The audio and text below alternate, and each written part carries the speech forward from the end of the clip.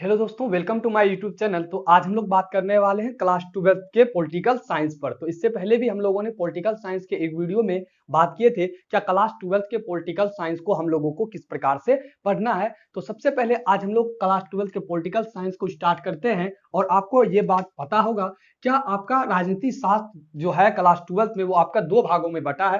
पहला है क्या स्वतंत्रता के समय भारतीय राजनीति, वही दूसरा क्या है समकालीन विश्व में राजनीति। ये बात आपको पता होगा और इतना दिन से आप शायद पढ़ भी लिए होंगे होंगे दो चार चैप्टर। तो आपको हम एक नए तरीके से पूरा आपको जैसे हम फर्स्ट वीडियो में बताए थे पॉलिटिकल को किस प्रकार से पढ़ना है और आपको हम ये बताए थे अगर पॉलिटिकल आप ध्यान पूर्वक हमारे लेक्चर को पूरा लेक्चर को देखते हैं तो आपको पूरी एक सीक्वेंस से पूरी पॉलिटिकल आपको याद हो जाएगा, आसानी से आप कहीं भी बोल सकते हैं। तो ठीक उसी प्रकार से हम लोग टॉपिक बाय टॉपिक को आज पढ़ना स्टार्ट करेंगे। तो चलिए पहले हमारा क्या है पॉलिटिकल साइंस राजनीति शास्त्र जो है क्लास 12 में दो भागों में बटा हुआ है। पहला स्वतंत्रता के समय भारतीय राजनीति, पहला पार्ट में क्या है भारत को आजादी कब मिली 1947 में।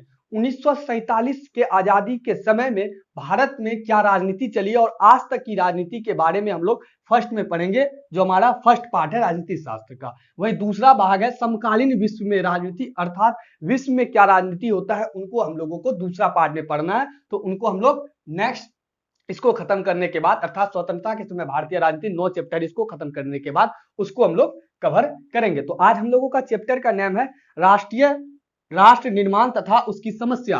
चैप्टर का नेम क्या है राष्ट्र निर्माण तथा उसकी समस्या। और हम लोग किस पार्ट को स्टार्ट करने वाले हैं तो पहले पार्ट को स्टार्ट करने वाले हैं जो हमारा है स्वतंत्रता के समय भारतीय राजनीति। तो स्वतंत्रता के समय भारतीय राजनीति की चर्चा करें तो उसमें फर्स्ट चैप्टर हमारा आ जाता है राष्ट्र निर्माण तथा उसकी समस्या। तो राष्ट्र निर्माण तथा उसकी समस्या समझने से पहले हम लोग ये समझते हैं राष्ट्र निर्माण का अर्थ होता क्या है।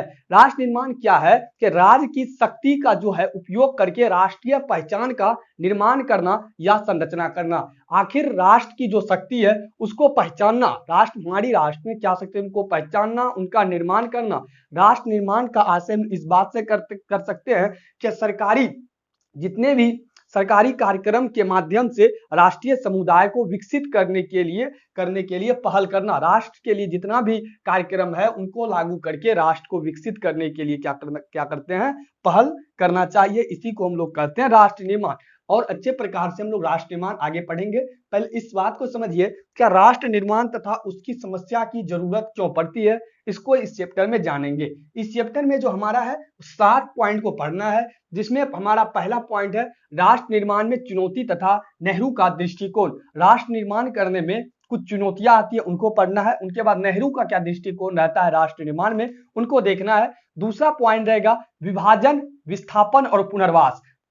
आपको पता होगा जब हमारा देश 1947 को आजाद हुआ था उस समय एक देश नहीं बालिक 2 देश आजाद हुआ था। एक कौन था पाकिस्तान, तो दूसरा भारत। तो उस समय विभाजन, विस्थापन और पुनर्वास जैसी समस्या आई थी उसको देखना है। तीसरा पॉइंट है रियासतों का विलय या एकीकरण। रियासत किसको बोलते हैं तो पुराने जमाने में आपको पता होगा क्या 1947 से पहले अंग्रेज शासन करते थे तो उस समय कई राज्यों में क्या होता है रियासत होता है, उन सभी को भारत में मिलाने के लिए कुछ समस्या होती है उनको पढ़ना है। उनके बाद एक कश्मीर की समस्या जो आप लगातार सुनते होंगे और इस बार इधर ही हाल फिलहाल में 370 को कश्मीर से हटाया गया है, वहीं पर पढ़ना है हमको हैदराबाद मणिपुर का विलय। आखिर रियासतों के विलय या एकीकरण में हैदराबाद और मणिपुर आपका ऐसा राज्य आएगा जिसको मिलाने में थोड़ी समस्या होगी। हमारा एक 5वां टॉपिक रहेगा। छठा टॉपिक रहेगा राज्य का पुनर्गठन किस प्रकार से होता है, छठा टॉपिक रहेगा। और 7वां टॉपिक रहेगा भाषा की राजनीति राज्यों में किस प्रकार से होती है उसको पढ़ना है। यह चैप्टर हमारा तब कंप्लीट होगा। तो सबसे पहले राष्ट्र निर्माण तथा उसकी समस्या को समझने में हम लोग टॉपिक बाय टॉपिक को लेंगे, क्योंकि ज्यादा लेंगे तो हमारा वीडियो जो 1.5 से 2 घंटा के आसपास चले जाएगा। तो हम लोग दो टॉपिक को आज क्लियर करेंगे, अगले वीडियो में 2 टॉपिक को और अगले वीडियो में 2 टॉपिक को, उसके बाद हम लोग प्रश्न उत्तर को देखेंगे। तो आज हमारा 2 टॉपिक रहेगा। पहला रहेगा राष्ट्र निर्माण में चुनौतियां तथा नेहरू का दृष्टिकोण। उसके बाद हम लोगों को देखना है विभाजन, विस्थापन और पुनर्वास। देखिए पहले हम लोग विभाजन करते हैं, उसके बाद विस्थापन पुनर्वास पर चर्चा करते हैं, उनके बाद राष्ट्र निर्माण की बात करेंगे। राष्ट्र निर्माण की बात कब हुई थी विभाजन होने के बाद, इसलिए हम लोगों का सेकेंड टॉपिक जो है विभाजन, विस्थापन और पुनर्वास। सबसे पहले हम लोग इसी पर चर्चा कर लेते हैं, उनके बाद हम लोग फर्स्ट टॉपिक पर चर्चा करेंगे। राष्ट्र निर्माण में चुनौती तथा नेहरू का दृष्टिकोण क्या रहता है। देखिए नेहरू का दृष्टिकोण क्या है, इससे तो ज्यादा नहीं पूछा है, आज तक नहीं पूछा है, तो इसको हम लोग वन लाइनर में देख लेंगे। नेहरू का दृष्टिकोण क्या है। वही बात करें राष्ट्र निर्माण की चुनौती, जिससे कई बार दीर्घ प्रश्न पूछा गया, तो राष्ट्र निर्माण की चुनौती को हम लोग ठीक प्रकार से देख लेंगे। तो समझते हैं विभाजन, विस्थापन और पुनर्वास, ये नीचे की 5 समस्या जो हमारी बस्ती है, इसको सबसे पहले हम लोग क्या करते हैं, हटा देते हैं। उनके बाद विभाजन, विस्थापन और पुनर्वास को हम लोग अच्छी प्रकार से देख ही लेते हैं। ठीक है, पहले इसको हटा देते हैं। ओके,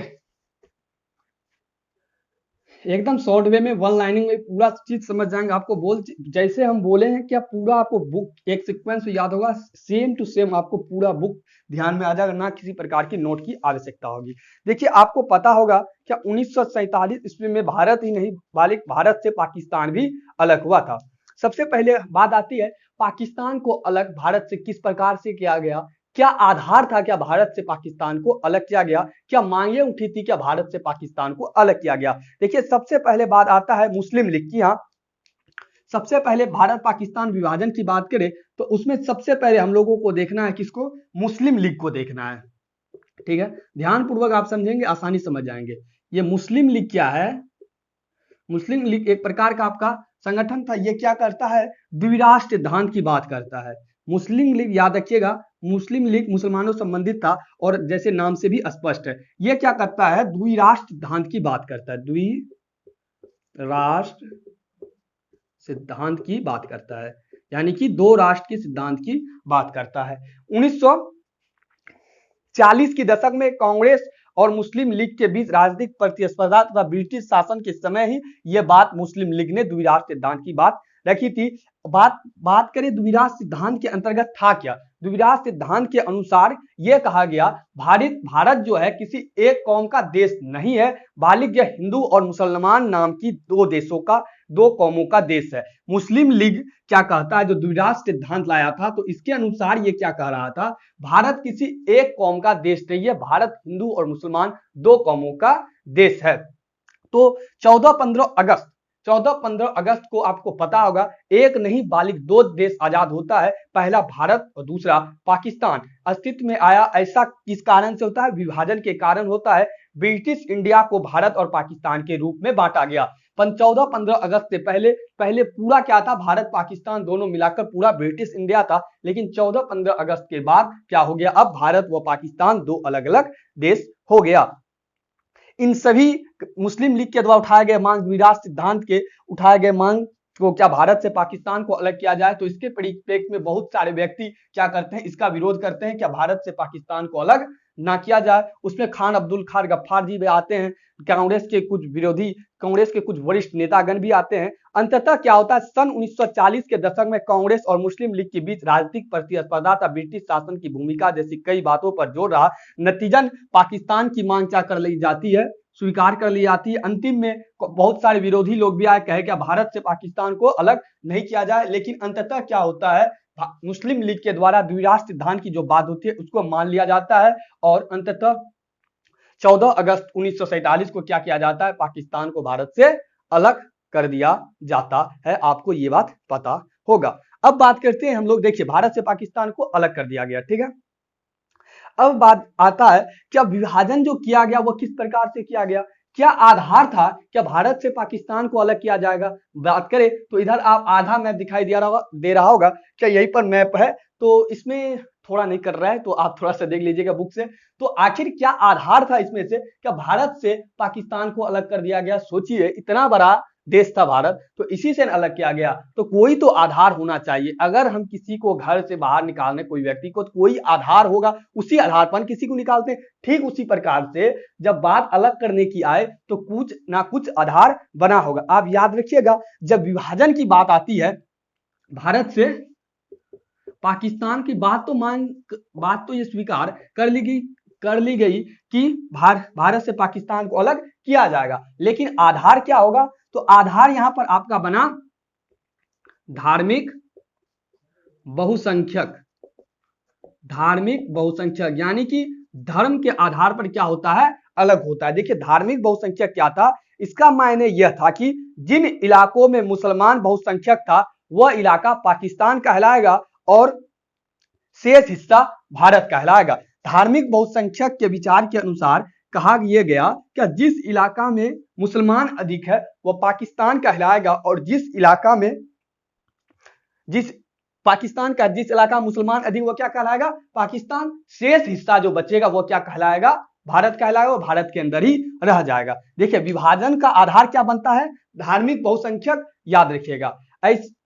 जब धार्मिक बहुसंख्यक आ गया, क्या जिस इलाका मुसलमान अधिक वह पाकिस्तान हो जाएगा, अन्यथा वह भारत ही रहेगा। तो ऐसा दो इलाका आता है पूरे भारत में जहां पर मुसलमानों की आबादी ज्यादा था। तो एक इलाका था आपका पश्चिम में, एक इलाका था पूरब में जहां पर मुसलमानों की संख्या अधिक थी, जिसे हम लोग पूर्वी पाकिस्तान के नाम से जानते थे, और पूर्वी पाकिस्तान को ही अभी हम लोग बांग्लादेश के नाम से जानते हैं। आप ये देखिएगा, अभी आप 1947 के भारत में रहना है, अभी आपको कहां रहना है, 1947 के भारत में रहना है। तो उस समय ये जो आप पार्ट देख रहे हैं ये पूर्वी पाकिस्तान कहलाता था, उधर वाला पार्ट क्या कहलाता था, पश्चिमी पाकिस्तान। तो धार्मिक बहुसंख्यक आधार था, तो यही दो जगह पर मुसलमानों की संख्या अधिक थी, तो यहीं पर क्या बनाया गया, एक को पूर्वी पाकिस्तान बनाया गया, एक को क्या बनाया गया, पश्चिमी पाकिस्तान। आप ये समझ गए क्या मुस्लिम लीग के द्वारा जो मांग उठाया गया द्विराष्ट्र सिद्धांत के अंतर्गत भारत से पाकिस्तान को अलग किया गया और आधार क्या बनाया गया, धार्मिक बहुसंख्यक। और ऐसा दो इलाका निकला, पहला निकला पूर्वी पाकिस्तान और दूसरा निकला पश्चिमी पाकिस्तान, जहां पर पाकिस्तान को घोषित किया गया ये पाकिस्तान होगा। अब यहीं पर बात आता है क्या विभाजन का कुछ परिणाम निकलता है जो कि बहुत ही खतरनाक परिणाम निकलता है। उससे पहले हम लोग एक व्यक्ति का चर्चा करेंगे जिसका नाम है खान अब्दुल गफ्फार खान। खान अब्दुल गफ्फार खान यह क्या करता है, आपका द्विराष्ट्र सिद्धांत का विरोध करता है, कहता है कि भारत से पाकिस्तान को अलग नहीं होना चाहिए। क्या नाम है इसका, खान अब्दुल गफ्फार खान। यह क्या करता है, द्विराष्ट्र सिद्धांत का विरोध करता है। क्या करता है, द्विराष्ट्र सिद्धांत का विरोध करता है, और पश्चिमोत्तर सीमा प्रांत का ये एक निर्वाचित नेता था। इनकी प्रसिद्धि की बात करें तो इनको हम लोग सीमांत गांधी भी कहते हैं, ठीक है, याद रखिएगा। सीमांत गांधी का नाम से किसे जाना जाता है, तो खान अब्दुल खान गफ्फार खान को सीमांत गांधी के नाम से भी जाना जाता है। तो चलिए नेक्स्ट हम लोग फिर वही बात पर चलते हैं। तो दो इलाका तो आ गया हमारा, पूर्वी पाकिस्तान और पश्चिमी पाकिस्तान। देखिए अब क्या बात उठता है, क्या जो भी मुसलमान था उसको कहा गया क्या, वह पाकिस्तान की ओर चला जाए, और जो भी पाकिस्तान में था हिंदुओं उसको क्या कहा गया था, हिंदुस्तान में आ जाए। देखिए ऐसा कोई भी क्षेत्र नहीं था जहां पर सिर्फ हिंदू ही हो और जहां पर सिर्फ मुसलमान भी हो। देखिए पूर्वी पाकिस्तान था तो यहां पर हिंदू भी अल्पसंख्यक था, हिंदू भी था, ये नहीं कि पूरा मुसलमान था। और इधर जो आपका पश्चिमी पाकिस्तान था वहां भी हिंदू था और मुसलमानों की संख्या अधिक थी। तो देखिए वो पाकिस्तान हो गया, मुसलमानों वाला देश हो गया, तो स्वाभाविक है कि वहां का व्यक्ति क्या करेगा, दूसरे राज्य में जाएगा, अपना देश में आएगा। जैसे यहाँ पूर्वी पाकिस्तान का जितना भी हिंदू निकल के कहाँ आएगा, भारत में आएगा। वहीं पर अगर पूरा इलाका में भारत का जितना भी मुसलमान है कहाँ जाना चाहेगा, पाकिस्तान में जाना चाहेगा। ऑब्जेक्ट सी बात है, क्योंकि धार्मिक बहुसंख्यक विभाजन का आधार था। तो यही आने जाने के क्रम में आपका दंगा फसाद चालू होता है, जिसमें लाहौर, अमृतसर और कोलकाता जैसे शहर में सांप्रदायिक आखड़ा में तब्दील हो जाता है। पूरा देश में धार्मिक संप्रदाय जैसी भावना उत्पन्न हो गया, लोगों में धर्म की भावना हो गई, क्योंकि विभाजन का आधार ही क्या था, धार्मिक विभाजन था। लोगों में हिंदू मुसलमान की भावनाएं पनप गई। इस कारण से लोगों में बहुत ही ज्यादा दंगा फैला, और क्या होता है, कम से कम आपका 80 लाख लोग अपना घर बार छोड़ देता है और 5 से 10 लाख लोग मारा जाता है। और उस समय बात करें तो भारत में कुल आबादी में 1951 ईस्वी में बात करें तो कुल आबादी मुसलमानों की संख्या मात्र 12% थी। और इस सिलसिले में जो दंगा हुआ, जिसमें 2-4 शहर महत्वपूर्ण आता है, लाहौर, अमृतसर और कोलकाता जैसे शहर में बहुत ही भयंकर प्रकार से दंगा होता है और 5 से 10 लाख लोग मारा जाता है। इसका कारण क्या रहता है, सिर्फ विभाजन ही कारण रहता है, क्योंकि व्यक्ति जहां पर जो अल्पसंख्यक था वो उसको मारा गया, पीटा गया। जहां पर जैसे कि बात करें यहां पर हिंदू की संख्या कम है क्योंकि मुसलमान का इलाका था, तो वहां पर हिंदुओं को पीटा गया। उसी प्रकार से जहां पर मुसलमान अधिक था, मुसलमान कम था, उसको भी वहां पर पीटा गया। ठीक उसी प्रकार से क्या हुआ, जहां जिसको अल्पसंख्यक देखा गया, जहां जिसकी संख्या अधिक रही उसके साथ बुरा बर्ताव किया गया, क्योंकि धार्मिक संप्रदाय वाला जो भावना होता है वो सबके अंदर पनप गया था। सभी की इसी प्रकार से दंगा होता है और बहुत ही भयानक दंगा होता है, और इसी प्रकार से दंगा चलते रहता है। एकाएक क्या होता है, देखिए आने जाने की सिलसिला तो चला ही रहेगा, एक दिन की बात थोड़ी है, एक दिन में पूरे भारत से आपकी पाकिस्तान चला जाएगा, जितना मुसलमान था भारत में, यानी तो जितना पाकिस्तान में हिंदू था, जो अल्पसंख्यक था पूर्वी पश्चिम में, एक दिन में थोड़ी आ जाएगा। वह सिलसिला क्या था, चालू ही था, मारपीट तो चालू ही था। इसी समय क्या होता है, एक घटना घटता है जो इस सारे दंगा को रोकने में सफल हो जाता है। वो घटना होता है आपका 30 जनवरी 1948 को नाथोराम गोडसे के द्वारा, आपको पता होगा महात्मा गांधी को गोली मार दिया जाता है। इसी गोली मारने के साथ ही क्या होता है, पूरे देश में जो इस मामला आने जाने का था वह यथावत हो जाता है, और सरकार क्या करती है, कस के कस देती है। पुलिसों का क्या करता है, पुलिस जो होता है उसको सबसे अधिक संख्या में उतार दिया जाता है, कोई कहीं नहीं जाने लगता है, और पूरा जो दंगा था वह समाप्त हो जाता है। याद रखिएगा, ये आने जाने का सिलसिला था वह महात्मा गांधी के मरने के बाद एकाएक थमसा गया, और सरकार क्या करता है, चारों तरफ से पुलिसों की संख्या बढ़ा देती है, और संगठन, गैर सरकारी संगठन सभी पर रोक लगा दिया जाता है। राष्ट्रीय स्वयंसेवक पता होगा आपका, हिंदुओं का एक संघ है, इसको भी क्या किया गया था, कुछ दिन के लिए उस समय प्रतिबंध कर दिया गया था। आई होप आपको ये समझ में आ गया होगा कि भारत पाकिस्तान का विभाजन किस प्रकार से हुआ। पहला, क्या मुस्लिम लीग के द्वारा द्विराष्ट्र सिद्धांत के अनुसार भारत और पाकिस्तान का विभाजन हुआ। उनके बाद धार्मिक बहुसंख्यक को आधार बनाया गया। उनके बाद क्या होता है, आने जाने के क्रम में दंगा फसाद होता है। उसके बाद गांधी जी की मृत्यु के साथ ही पूरा देश में जादुई असर होता है, डायरेक्ट सा दंगा रुक जाता है। आई होप आपको विभाजन, विस्थापन और पुनर्वास जैसी समस्या पूरी अच्छी प्रकार से क्लियर हो गया होगा। चलिए हम लोग नेक्स्ट बिंदु को अब लेते हैं। अगर किसी प्रकार की दिक्कत हो तो आप हमें कमेंट कर सकते हैं, आपको हम दोबारा इस टॉपिक पर वीडियो बना देंगे। आई होप आपको मेरे अंदाज से कोई भी दिक्कत नहीं होना चाहिए। देखते हैं राष्ट्र निर्माण की अब बात आती है। विभाजन विस्थापन तो हो गया, सब व्यक्ति तो सब जगह चल गया, अब क्या करेंगे, देश की कल्याण की बात करेंगे। सरकारी योजना के अनुसार देश को क्या करना है, विकास की पथ पर ले जाना है, इसी को कहते हैं राष्ट्र निर्माण। अब देश में जितने बड़े बड़े व्यक्ति, जैसे नेहरू हुआ, सरदार वल्लभ भाई पटेल हुआ, इन सभी ने अपना दृष्टिकोण रखता है, जिसमें हम लोगों को नेहरू का दृष्टिकोण एक किताब में दिया गया, उसको देख लेंगे। आज तक दृष्टिकोण से सवाल नहीं पूछा गया है, क्योंकि इसलिए हम लोग दृष्टिकोण को एक वन लाइनिंग देखेंगे, क्या किसका दृष्टिकोण रहता है। उसके बाद आखिर राष्ट्र निर्माण करने में चुनौती क्या आया, आखिर देश को विकास करने में चुनौती क्या आया, उसको देखेंगे। ठीक है, तो सबसे पहले राष्ट्र निर्माण यानी कि देश को विकसित करने, यानी देश को विकास की किस ओर ले जाया जाए, तो इसके समक्ष में नेहरू जी सबसे पहले क्या भूमिका देते हैं, इसको आप ध्यानपूर्वक सुनिएगा, एक लाइन 5-6 लाइन में क्लियर कर देंगे। ठीक है, ज्यादा इसको नहीं देखना है। पहला क्या करता है, संवैधानिक व्यवस्था करता है। राष्ट्र निर्माण के लिए क्या करता है, संवैधानिक व्यवस्था के बारे में बोलता है। किसके बारे में बोलता है, नेहरू जी विकास की तरफ ध्यान की आकर्षित करता है। पहला कहता है कि संवैधानिक व्यवस्था होनी चाहिए, क्योंकि विभाजन भी हो गया, विस्थापन, पुनर्वास, सब चीज हो गया, तो अब क्या विकास की बात आएगा, क्लियर सी बात है। यह क्या क्या कहता है, हर राष्ट्र राज्य का अपना संविधान होनी चाहिए, मूल विधि राष्ट्र की आवश्यकताओं, उनकी उभरती आकांक्षाओं अनुकूल होनी चाहिए। यह क्या कहता है, पूरा देश में एक संविधान होनी चाहिए, उसके अनुसार पूरा देश को चलाया जाएगा। दूसरा पॉइंट कहता है राज्य का निर्माण। राज्य निर्माण क्या होता है उसको समझिए, देखिए इससे आज तक सवाल नहीं पूछा गया। ठीक है, राज्य निर्माण, देश में संघात्मक व्यवस्था एकात्मक दोनों को विचित मिश्रण होगा, यह एक गंभीर मामला था। यह कह रहा था राष्ट्र निर्माण कह रहा था, यहां पर दो प्रकार की सरकारें बनी, एक केंद्र में होगी, एक राज्य में होगी। तीसरा था सामाजिक व आर्थिक न्याय, तीसरा पॉइंट था सामाजिक व आर्थिक न्याय, तीसरा पॉइंट था सामाजिक व आर्थिक न्याय।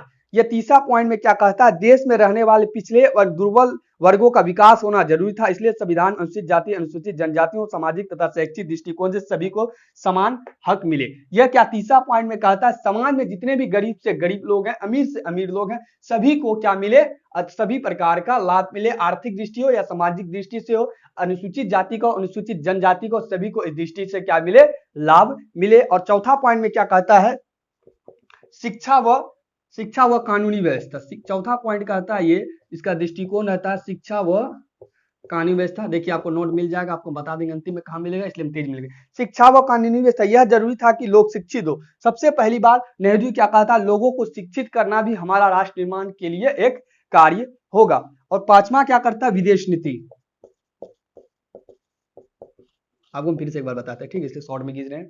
विदेश नीति क्या था? राज्यों की ऐसी विदेश नीति जो राष्ट्र के अनुकूल हो। नेहरू ने देश के विशाल मुस्लिम जनसंख्या को देखते हुए मुस्लिम देशों के अच्छे संबंध स्थापित किए, यहाँ तक कि उन्होंने यहूदियों की राज्य के लिए कूटनीतिक संबंध स्थापित किए। देखिए, ये नेहरू का 5 दृष्टिकोण रहता है, इसके अनुसार से ये राष्ट्र निर्माण करना चाहता है, जिसमें क्या कहता है, संवैधानिक व्यवस्था हो, संविधान के अनुसार देश को चलाया जाए। दूसरा कहता है राज्य निर्माण, यानी कि राज्य निर्माण जब किया जाए तो उसमें क्या किया जाए, संघात्मक व्यवस्था हो, अर्थात क्या हो, प्रशासनिक व्यवस्था से विकास हो देश का, और 2 प्रकार की सरकारें, केंद्र में हो, एक राज्य में। तीसरा पॉइंट में कहता है देश में जो क्या था, अमीर गरीब सभी प्रकार का व्यक्ति था, ऐसा विकास करने का बात कहा गया जो सभी का समान रूप से विकास हो, सामाजिक दृष्टि से हो या आर्थिक दृष्टि से हो। चौथा पॉइंट में कहता है शिक्षा व कानूनी व्यवस्था, शिक्षा व कानूनी व्यवस्था, यानी शिक्षा सभी को मिले, वो छोटे वर्ग का हो या ऊंचे वर्ग का हो, सभी को सबसे प्रथम शिक्षा दे। और 5वां पॉइंट कहता विदेश नीति, यानी कि अपने अगल बगल के देशों से अच्छे संबंध बनाए ताकि सभी को इससे